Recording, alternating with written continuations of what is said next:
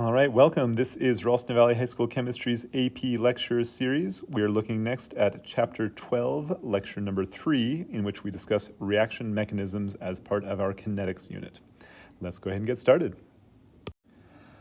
All right, as you've seen during the course of this unit, we've been talking about chemical kinetics, and specifically we've discussed the rate at which chemical reactions occur. During the course of our conversation today, we're going to be investigating reaction mechanisms. And by a reaction mechanism, what we're really talking about is the series of individual events that occur over the course of a chemical reaction. That is the series of what we call elementary steps by which an overall reaction occurs. Now, to illustrate this idea, imagine for a moment here a kind of imaginary reaction in which species A reacts together with species B to form a compound which is A2B. I'm going to go ahead and write an equation describing that, in which I take 2A plus B reacts to form A2B. Now, that event could happen due to a collision between all three of those species at once. That is, two individual molecules of A could react simultaneously to a molecule of B, and as they all collide together, they could just form that product in one single step. But that's a pretty unlikely single step to occur because it would require three things to collide together in one instance. An alternate pathway that might occur would be that chemical species A reacts first to chemical species B to form some species AB. And then that species AB might react to another species A, forming the product A2B. So that's kind of a two-step pathway that yields the same overall result, in which two of species A reacted to one of species B to form that compound A2B. That would be what we call a sequence of elementary steps that form that overall reaction we've been investigating. Now, alternatively, a different pathway could have occurred. It could have been that two of individual species A reacted together to first form the species A2. And then that species A2 then reacted to B to form that species A2B. This is a different sequence of elementary steps that yields the same overall result. So each of these different pathways we've just described right there would be what we call a different reaction mechanism. That is a series of unique steps that describe the overall reaction. Now, for a reaction mechanism to be valid, a couple of things have to be true. First and foremost, the sum of the individual steps which make up the reaction mechanism must overall sum to the overall balanced equation. And at the same time, the mechanism must agree with whatever experimentally determined rate law we have determined. So let's go ahead and take a look here at an example right here of a proposed reaction mechanism describing the overall reaction in which nitrogen dioxide, NO2, reacts to carbon monoxide, CO, to form the product NO, and then the second product, carbon dioxide, CO2. And the mechanism we're proposing here is that first, two molecules of nitrogen dioxide, NO2, react together to form NO3, the first species, and NO, the second species. And then that species NO3, in turn, will react to carbon monoxide, CO, to form NO2 and CO2. So this is a two-step reaction mechanism we have proposed to describe the overall reaction. Now, let's go ahead and determine here if this proposed mechanism fits with our first qualification, which was the sum of the individual unique elementary steps must give the overall balanced equation. If you have a look at step 1, the species NO3, that is nitrogen trioxide, is produced in step 1, but then immediately consumed again in step 2. That particular type of species, which is produced in one step and then consumed in another elementary step, is what we refer to as an intermediate of the reaction. That is a species produced in one step and consumed in another. So that intermediate species, NO3, doesn't ever actually show up in the overall chemical reaction as we described above. And because that species NO3 is produced on one side and consumed in the other as an intermediate, I'm going to go ahead and cancel it out of my two elementary steps. You'll also notice that I had two molecules of NO2 on the reactant side for step 1, and one molecule of NO2 produced on the product side of step 2, implying the overall net effect of those two steps taken together would be only one molecule of NO2 was consumed overall, as I'm going to cancel out one of the NO2s off both the products and the reactant side there. And as I do so, you'll notice that the overall net sum of those two individual unique elementary steps yields the overall equation in which NO2 reacts to carbon monoxide, CO, to produce our product, NO, and then the second product, CO2. So that would imply, therefore, This mechanism here satisfies the first of our qualifications, which was the sum of those unique elementary steps summed to the overall reaction that we were looking for. Now, on our next slide, we'll see how a proposed mechanism might satisfy our second qualification, which was that it must agree with the experimentally determined rate law. Have a look on our next slide. Now, going back to the conversation we had during our previous discussions of rate laws, recall that the order of a reaction is not necessarily directly dependent upon the coefficient of a particular species from the balanced chemical equation. That is to say, the reaction order is determined experimentally, not from the equation itself. Now, in contrast to that idea, for some specific elementary reaction steps, there may be, in fact, a correlation between the order of the reaction with respect to a particular species and the coefficient of that species within the balanced chemical equation. For a particular reaction in which the rate law can be written from its molecularity, we describe that reaction as what we call an elementary step. And what I mean by molecularity is, specifically by definition, the number of each species that must collide to produce a particular reaction described by that elementary step. Within this table provided, the first molecularity we're describing is what we refer to as a unimolecular step. A unimolecular step is an elementary step where some individual reactant species A goes on to produce products without having to collide with anything else in the system. Because there's only one particular particle of species A that is required to react, we call this a unimolecular step. And as the rate law can be written directly from the molecularity of an elementary step, that would imply, therefore, that this reaction would be first order with respect to species A. And as such, the rate law we would write would be the rate of reaction is equal to the rate constant K times A's concentration to the first power. Now contrast that with the examples down below, which are examples of what we call bimolecular steps. We've given you here two examples of an elementary step that would require two different unique species to collide together to produce products. In the first example here, two of species A would be colliding together to produce a product. Or alternatively, an individual species A might have to collide with the second species B to produce products. This would be an example of a bimolecular step because it would require a collision between two particular particles. And again, because for an elementary step, the rate law can be written directly from its molecularity, because two things have to collide together, that would imply a second order reaction would be expected for these elementary steps. And as such, the rate laws could be written as follows. For the first example there, the rate would be equal to the rate constant K times species A's concentration squared, because again, two of species A were required to collide together for that process to occur. For the second example reaction, in which we had species A plus species B forming products, in this case, the molecularity here would yield us a rate law that gives us the rate equal to the rate constant K times A's concentration times B's concentration. That is a second order overall reaction from the two individual species that had to collide together to produce this elementary step. Now, rarely you could imagine a situation in which a termolecular step would occur.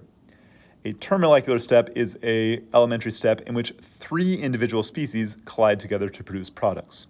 This can occur in a variety of different ways. A couple of examples here. You might see two of species A collide together with a third participant, species B, to produce the products. Or alternatively, it could be three entirely unique species, A and B and C, which all simultaneously collide to produce a product. Now, it seems logical that this particular type of elementary step would be a very, very rare occurrence because it's just less probable that these three-way collisions are likely to occur within a given system.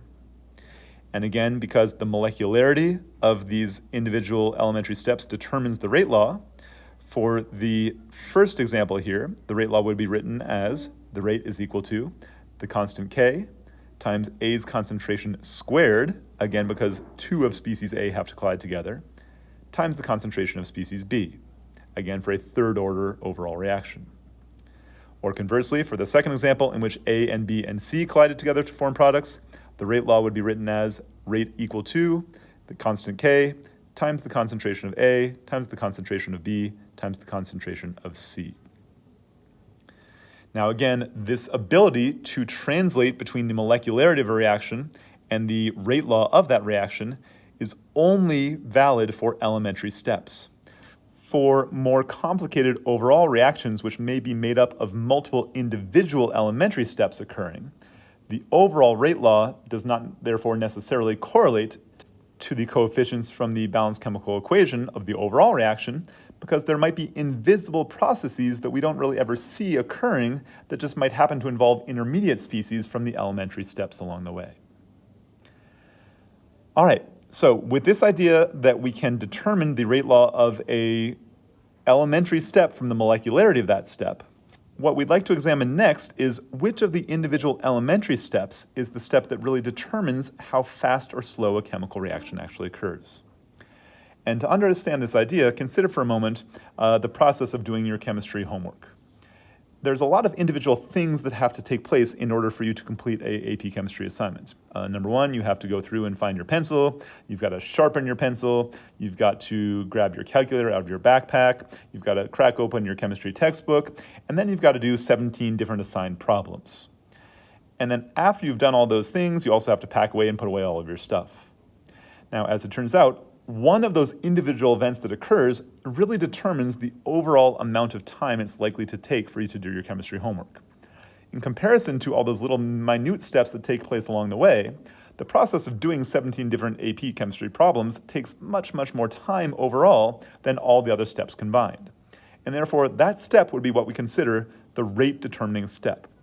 It's really the individual step of the process that was much slower than all the other elementary steps and therefore determines how fast the overall process occurs. In chemistry, we call that a rate determining step. As the rate determining step is just much slower than all the other steps involved in the process, that rate determining step is really fundamentally the one that determines the overall rate of reaction. Now, with this idea of molecularity, let's see how we can apply our understanding to determine if a proposed reaction mechanism might be valid for a particular reaction. Let's move on to the next slide. All right, now that we've introduced some ideas over the last couple of slides about molecularity and rate determining steps, let's see how we can use this information to now determine if a proposed reaction mechanism is valid for a particular reaction. So let's go ahead and take a look at an example problem here in which we have the reaction 2NO2 reacting to form 2NO plus O2. So that is nitrogen dioxide forming nitrogen monoxide and oxygen gas. And for the setup of this problem, we're telling you that the experimentally determined rate law for this reaction is the rate of reaction is equal to the rate constant K times the concentration of the reactant NO2 to the second power. That is to say, it is second order with respect to NO2. Now, given this information, we're going to propose a potential reaction mechanism for the reaction in the sequence of steps below. The first of our proposed elementary steps is step 1, in which two molecules of nitrogen dioxide collide together to produce nitrogen monoxide, NO, and NO3, nitrogen trioxide. And that is labeled here as the slow step, which is, again, another way of stating this is the rate determining step. Now, in the second step of our reaction here, we're proposing the elementary step in which the nitrogen trioxide decomposes to form nitrogen monoxide, NO, and oxygen gas. And the question is, does this proposed reaction mechanism seem consistent with the experimentally determined rate law, which we have posed to you above? So in order for this to be true, we really have two qualifications that must be met. Number one, the sum of the sequence of elementary steps must yield the overall reaction. And number two, the rate law of the rate determining step must match the experimentally determined rate law based upon its molecularity. So let's look at those two qualifications one at a time. First, does the sum of the elementary steps yield the overall reaction? Now, as you notice here, in the course of these two reaction steps here, the species nitrogen trioxide, NO3, is produced in step 1 as a product and then immediately consumed again in step 2 as a reactant, implying therefore that species NO3 is acting as a reaction intermediate. And as it's an intermediate, I can go ahead and cancel out that intermediate off of both sides of those two equations. And as I do that, you'll now notice that the sum of those two elementary steps now yields, on the reactant side, I've got two molecules of nitrogen dioxide, NO2, And then on my product side, between the two steps, there are 2 molecules of nitrogen monoxide, NO, plus the molecule of oxygen, O2, which means, therefore, the sum of the individual elementary steps yields the overall reaction which we were aiming for. So therefore, this proposed mechanism satisfies the first of our 2 criteria. Now, the second criteria we had to meet was that the molecularity of the rate-determining step has to match the experimentally determined rate law. Now, to check this, have a look at step 1 of our sequence of steps. This is given to us as the slow step of the 2 of our proposed mechanism. And as this is the slow rate-determining step, I can then write a rate law that is determined from the molecularity of that elementary step. Recall that the rate law of an elementary step can be determined by the number of each molecule which have to collide together for that reaction to proceed, implying this is a bimolecular step, as there are 2 molecules of NO2 that must collide together for this reaction to proceed according to this elementary step. And as this is a bimolecular elementary step, that would imply that the rate law derived from that molecularity would be a second-order rate law. That is, the rate of reaction would be equal to the rate constant K times the concentration of that reactant NO2 to the second power. That molecularity yields a rate law that is consistent with the experimentally determined rate law given to us in the setup for the problem, implying, therefore, this particular mechanism meets both of our criteria, that the sum of the elementary steps yields the overall reaction, and the observed rate law matches the rate law determined from the molecularity of the rate-determining step. And as such, this is indeed consistent with our experimentally determined rate law. All right, so let's go ahead and have a look on our next slide at another example. All right, for our second reaction mechanism example problem, we're again going to look at a reaction, this time in which we have 2 molecules of nitrogen dioxide, NO2, which are forming 2 molecules of nitrogen monoxide, NO, and then oxygen gas, which is O2. And we're again going to propose to you here an experimentally determined rate law for the reaction is the rate of reaction is equal to the rate constant K times the concentration of the species nitrogen dioxide, NO2, to the second power. That is a second-order reaction with respect to the reactant NO2. We're proposing now an alternate mechanism for the reaction in which we've got, again, a 2-step process. The first elementary step is given as nitrogen dioxide, NO2, is reacting to another molecule of nitrogen dioxide, NO2, and when that collision occurs, we form the species dinitrogen tetroxide, that is N2O4. This step is listed as a fast equilibrium step. The second proposed step of our 2-step mechanism is that dinitrogen tetroxide then decomposes into 2 molecules of nitrogen monoxide and oxygen gas, O2. And this is labeled as the slow or rate-determining step for this reaction. And again, we're going to ask you here, is the proposed reaction mechanism consistent with the experimentally determined rate law? Now, to answer that question, yet again, we need to satisfy the 2 criteria, which is, number 1, the sum of the elementary steps must yield the overall desired reaction. And number 2, the rate law determined by the molecularity of the rate-determining step must match the experimentally determined rate law for the reaction. So again, let's go through these 2 requirements step by step to see which of them are met. So for the first, we said that the sum of the elementary steps must yield the overall reaction.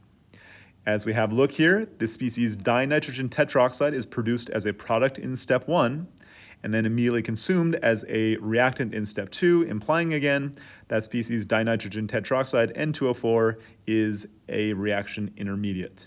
And as such, we can cancel out that intermediate from the reactant and product side.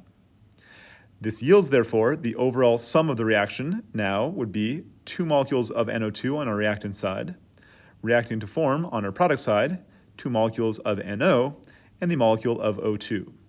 And so again, we satisfy the first of our requirements, which was that the sum of the elementary steps must yield the overall reaction.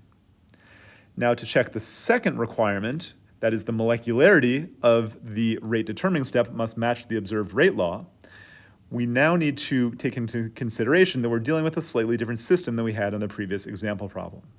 In particular, the difference here is that step 1 is labeled here as not just a fast reaction step, but as a fast equilibrium step. And this is a special case that we have to kind of consider in a new context. Have a look at the second elementary step of this proposed mechanism. The second proposed step requires the species dinitrogen tetroxide to decompose into nitrogen monoxide and oxygen gas. But that species dinitrogen tetroxide, as we discussed, is itself an intermediate of this overall reaction. And as such, the intermediate cannot play any role in the overall rate law for our reaction, as the overall rate law must be dependent upon the concentration of the initial reactants in our system. So we have to find a different approach for how to deal with this particular situation. And the key to finding a solution here is going to be based around the idea that step one of our reaction mechanism is, as it turns out, an equilibrium step. And as an equilibrium step, it's governed by our rules of equilibrium, which means for that step, I could write an equilibrium constant, KEQ. So let's go ahead and take a look at that equilibrium constant here. The equilibrium constant for step one would be a products over reactants, as always, concentration of the product dinitrogen tetroxide, N2O4, divided by the concentration of our reactants, which would be concentration of NO2 times NO2, or NO2 squared. Now I'm going to go ahead and real quick manipulate this equation here and solve for the concentration of N2O4 out of that equilibrium constant expression. Solving for concentration of N2O4 gives me an expression which is now the equilibrium constant, KEQ, times the concentration of the nitrogen dioxide squared. Now that I've got that expression rearranged, let's go back now and have a look at the second step of our proposed reaction mechanism. That is the slow or rate determining step. Recall, the rate law is going to be governed by the molecularity of that rate determining step. And as such, I could write a rate law here, which would be the rate of reaction is equal to the rate constant K times the concentration of that species N2O4. Now remember, out of my equilibrium expression I just rearranged, I know that the value of the concentration of N2O4 is equivalent to the equilibrium constant, KEQ, times the concentration of NO2 squared. So I'm just going to go ahead now and substitute that in to my rate law expression in place of the concentration of N2O4.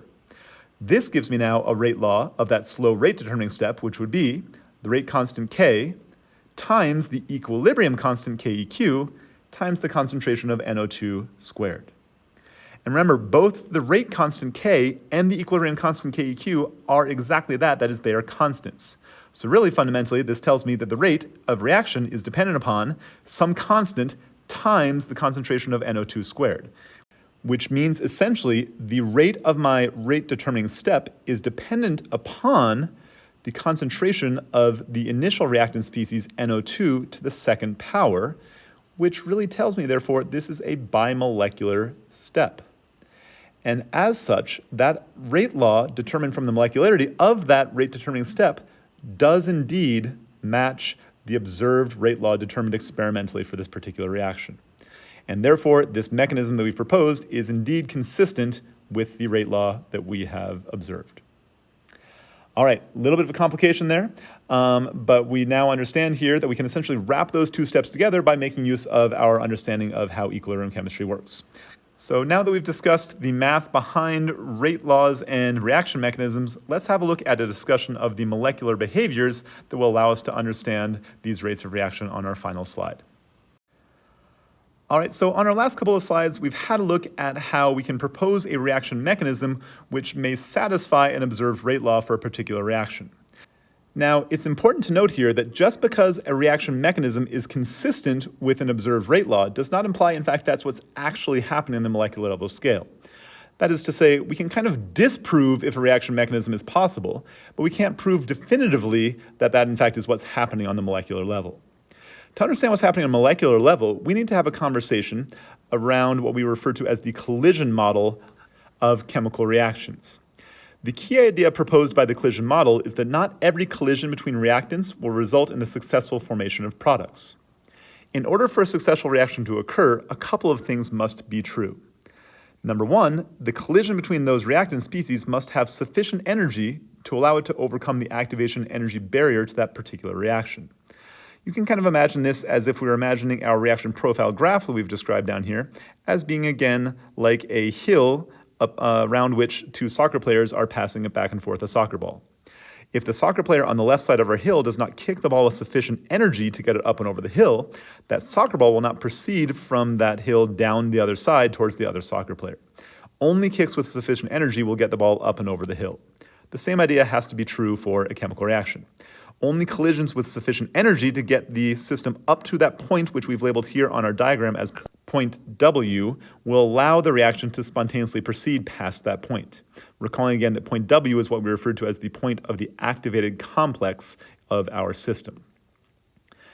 Now, beyond just having sufficient energy of collision, the other key factor that must be satisfied in order for a successful reaction to occur is that the orientations of the reactant molecules involved in that collision must allow for the successful formation of new bonds in order to produce products. So have a look now at the right-hand diagram that we've got right here that describes possible different ways that two molecules of reactant species ABC could collide together to form the products, which are, in this case, A2 and BC.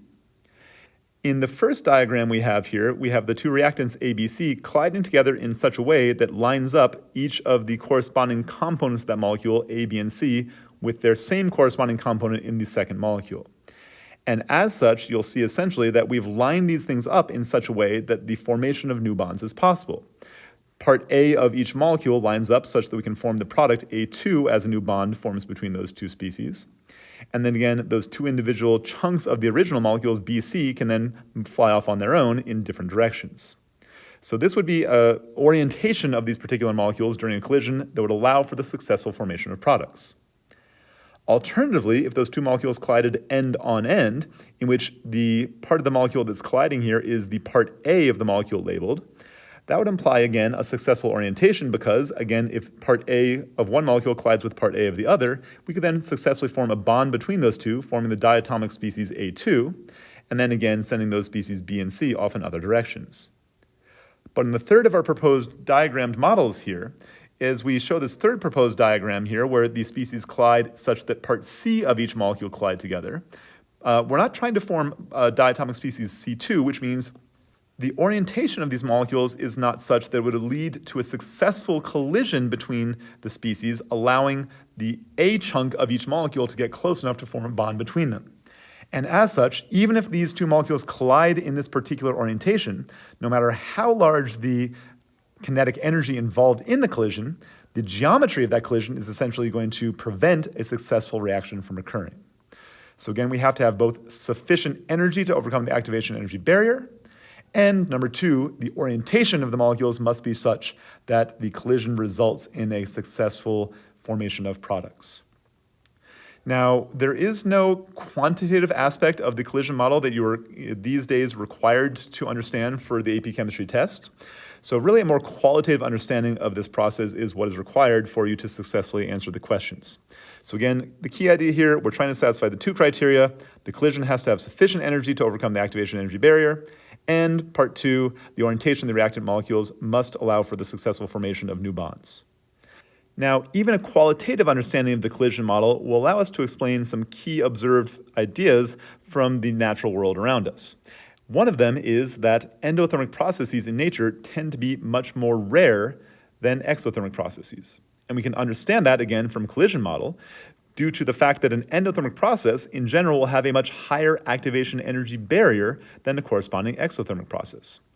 And as such, a higher activation energy barrier, we mean a smaller fraction of the collisions will successfully move the system from the reactant side to the product side. And as a result, the probability of a successful endothermic process occurring is just lower than the probability of a corresponding exothermic process. Additionally, the collision theory model can be applied to understand why reactions tend to happen faster at higher temperatures. At higher temperatures, that would imply that molecules on average are moving faster, and therefore a greater fraction of the collisions between molecules would have sufficient energy to overcome that activation energy barrier, meaning therefore the probability of a successful reaction is going to be higher at a higher temperature for most processes. Now, note here also that the collision model can be used to successfully explain why a catalyst functions in the context of a kinetics perspective. Have a look here at the reaction profile diagram again. Recall from our previous conversations, the net effect of adding a catalyst to the system is to provide an alternate pathway with a lower activation energy barrier. And as we see that catalyzed pathway require smaller amounts of energy to reach the point of the activated complex, that would imply a greater fraction of our collisions between particles should get us up and over that barrier at a particular given temperature, thereby increasing our rate of reaction in both directions. And these tend to be the types of ideas that the AP Chemistry test will test you on relating to collision model. They might give you some observed property of a particular reaction, that is, it happens particularly fast or slow under a given set of temperature conditions, and ask you to explain why on the molecular scale we might expect to see that reaction happening at a particular rate.